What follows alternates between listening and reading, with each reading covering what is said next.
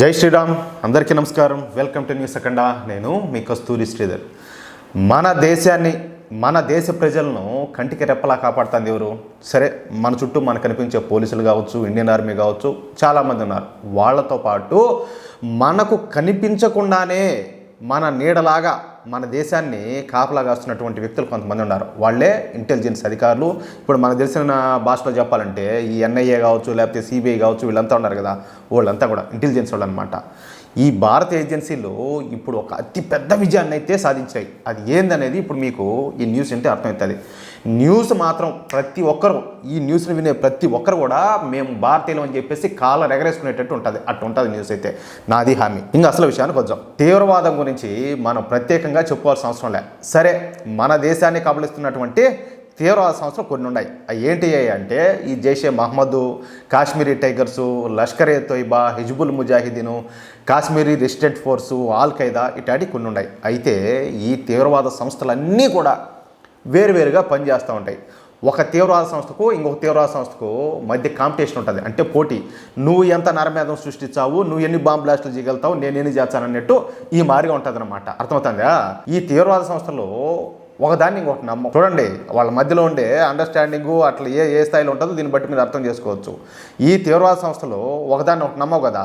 దీంతో పాటు ఏంటంటే ఈ సంస్థల మధ్య ఏంటంటే తీవ్రమైనటువంటి విభేదాలు అయితే ఉంటాయి, గొడవలు.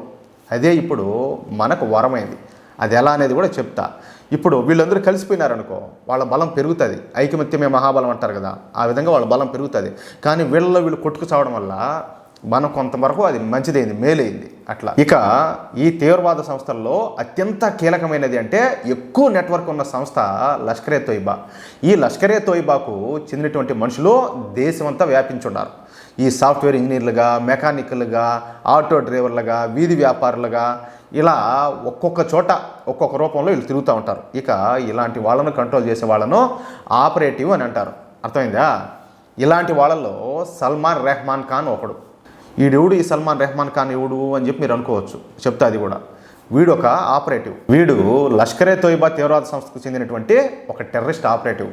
వీడు ఉండేది వచ్చేసి బెంగళూరులో ఉంటా ఉన్నాడు. వీడు ఒక వ్యాపారవేత్త అనమాట. వ్యాపారవేత్త అంటే మీరేమన్నా పెద్ద ఓయమ్మ కోట్లకు పడగలిస్తున్నాడు అనుకుంటారేమో, అట్ట కాదు. ఏదో తొకడా వ్యాపారాలు చేసుకునేవాడు. ఇక బెంగళూరులో ఈ రాడికల్స్ను తయారు చేయడం, ఈ జిహాదీ సాహిత్యాన్ని విస్తరింపజేయడం, అలాగే తీవ్రవాదులకు ఆయుధాలను, మందుగుండును, పేలుడు పదార్థాలను అందించడం వీడి పని. అర్థమైందా? ఆ మధ్య జరిగినటువంటి బెంగళూరు బాంబు పేలుళ్లలో ఏది ఈ రామేశ్వరం కేఫ్ అని చెప్పేసి అక్కడ ఈ బాంబ్ బ్లాస్ట్ జరిగాయి కదా, అప్పుడు అంతకుముందు కూడా వీడి హస్తం అయితే ఉండాలి. దీంతో మొదటిసారి వీడిపైన బెంగళూరులోని హబ్బాల్ పోలీస్ స్టేషన్లో కేసు అయితే నమోదైంది. అది కూడా 2023 సంవత్సరంలో. అదే సంవత్సరం మొత్తంగా వీడిపైన 7 కేసులు నమోదైనట్టు తెలుస్తుంది. దీంతో ఇక వీడు కనిపించకుండా పోయినాడు, అంతే, ఎస్కేప్ అయిపోయినాడు. సడన్గా భారతం వదిలి వీడైతే పారిపోయినాడు. ఎందుకు అరెస్ట్ చేస్తారు, అందులో ఇక్కడ ఉండేది బీజేపీ గవర్నమెంట్, మోడీ గారు తొక్కిపట్టి నారదీస్తాడని చెప్పేసి భయంతో పారిపోయినాడు. నిజానికి లష్కర్ ఏ తోయిబాకు చెందినటువంటి అతి పెద్ద ఆపరేటివ్లలో వీడు కూడా ఒకడు. వీడి వెనక చాలామంది పెద్ద తలకాయలు ఉన్నట్టు తెలుస్తుంది. ఇక్కడ ఇంపార్టెంట్ పాయింట్ అదే. వాళ్ళెవరో, వాళ్ళ నెక్స్ట్ ప్లాన్ లేదో, వాళ్ళు ఇంకా ఏమేమి పనులు చేయబోతారో, వాళ్ళు ఏ డిపార్ట్మెంట్లోకి విస్తరించారో తెలుసుకోవాలంటే ఈ సల్మాన్ రెహమాన్ ఖాన్ అయితే పట్టుకోవడం అత్యవసరం అన్నమాట. దీంతో మన సిబిఐ అదేవిధంగా ఎన్ఐఏలో అత్యంత రహస్యంగా ఈ సల్మాన్ రెహమాన్ ఖాన్ను పట్టుకునే ఆపరేషన్ అయితే స్టార్ట్ చేసినాయి. ఈ క్రమంలోనే మన ఏజెన్సీలు ఏది ఇంటర్పోలు మరియు నేషనల్ సెంట్రల్ బ్యూరోల సాయం అయితే తీసుకున్నాయి. ఇక 1 సంవత్సరం పాటు వీడి కోసం ప్రత్యేక బృందాలన్నీ ఏర్పాటు చేసి ఇంకా వీడిని అయితే వేటాడినాయి. ఫైనల్గా వీడు ఆఫ్రికా ఖండంలోని రువాండా అనే దేశంలో ఉన్నట్టు మన ఏజెన్సీలు అయితే కనిపెట్టాయి. దీంతో ఈ ఇంటర్పోలు అదేవిధంగా నేషనల్ సెంట్రల్ బ్యూరోల సాయంతో ఈ సల్మాన్ రెహమాన్ ఖాన్ అయితే ఈ రువాండాలో కిగాలి అనే నగరంలో ప్రాణాలతో పట్టుకున్నారు. ఏకంగా ప్రాణాలతో పట్టుకున్నారు.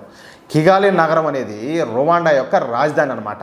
ఈ కిగాలి ప్రాంతంలో వీడు ఒక చిన్న దుకాణం ఒకటి నడుపుతా ఉన్నట్టు విచారణలు అయితే తెలియదు. ఇక అత్యంత రహస్యంగా ఈ లష్కర్ ఏ తోయిబా ఆపరేటివ్ను కిగాలి నుండి భారత్కి అయితే తీసుకొచ్చారు. ఇక వీడి వెనక ఎవరున్నారు, వాళ్ళు ఎక్కడెక్కడ ఉన్నారు, ఏం చేస్తున్నారు అన్న విషయాలన్నీ కూడా ఇప్పుడు ఒక్కొక్కటిగా అయితే మన ఇంటెలిజెన్స్ అయితే వాడి నుంచి అయితే బయటికి లాగనున్నాయి. అర్థమైందా?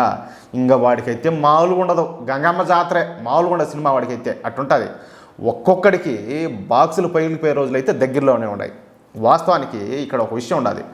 ఈ రువాండా దేశానికి భారతదేశం మధ్య ఈ అప్పగింత ఒప్పందం లేదని చెప్పేసి మీరు ప్రతి ఒక్కరు కూడా గుర్తుంచుకోవాలి.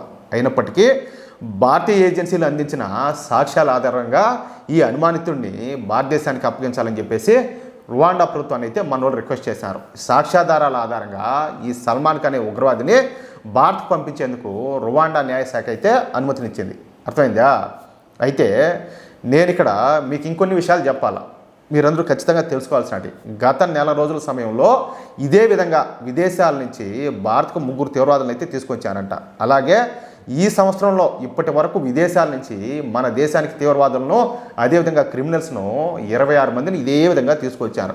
ఇక 2021 నుంచి ఇప్పుడు ఈ సల్మాన్ రెహమాన్ ఖాన్ వరకు భారతదేశము ఈ విధంగా తీసుకొచ్చినటువంటి తీవ్రవాదులు మరియు క్రిమినల్ సంఖ్య ఎంతనో తెలుసా? ఆశ్చర్యపోతారు. 101 మంది ఆ స్వామి. ఇదేదో నేనేమో కల్పించి చెప్పడంలే.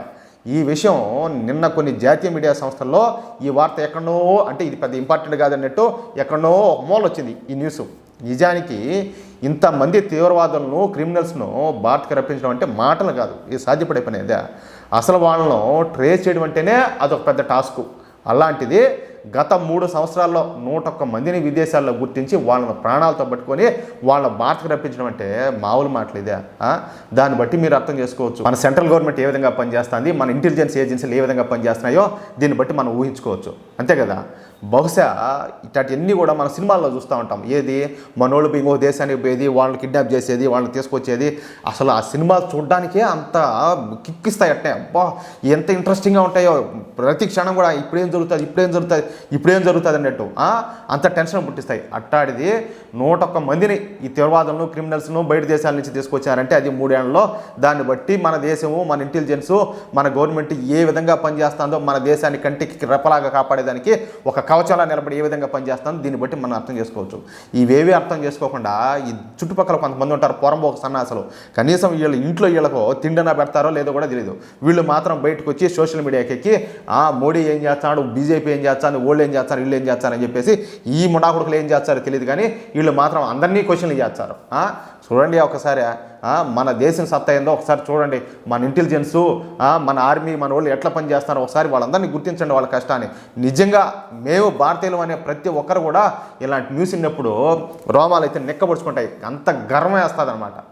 అవునా కదా? నాకైతే అలాంటి ఫీలింగ్ ఉండాలి, మీకు కూడా ఇలాంటి ఫీలింగ్ ఉండదని చెప్పి నేను ఖచ్చితంగా నమ్ముతున్నాను. అది కానీ ఇక్కడ మీకు ఒక మాట గుర్తు చేయాలా, ఈ విషయంలో కేంద్ర ప్రభుత్వం కావచ్చు, భారతీయ జనతా పార్టీలో సరే పని అయితే చేస్తున్నాయి, కష్టపడుతున్నాయి, మనకు తెలియకుండానే వాళ్ళ పార్టీ వాళ్ళు చేసే పనులు వాళ్ళు చేస్తూనే ఉన్నారు. కానీ చెప్పుకునే విషయంలో మాత్రం చాలా వరకు ఫెయిల్యూర్ అవుతారు. మనం ఏం చేస్తున్నామో ప్రజలకు తెలియాలి కదా, తెలిసినప్పుడే కదా వాళ్ళకు మన మీద ఇంకా విశ్వాసం, నమ్మకం, బలం పెరుగుతాయి.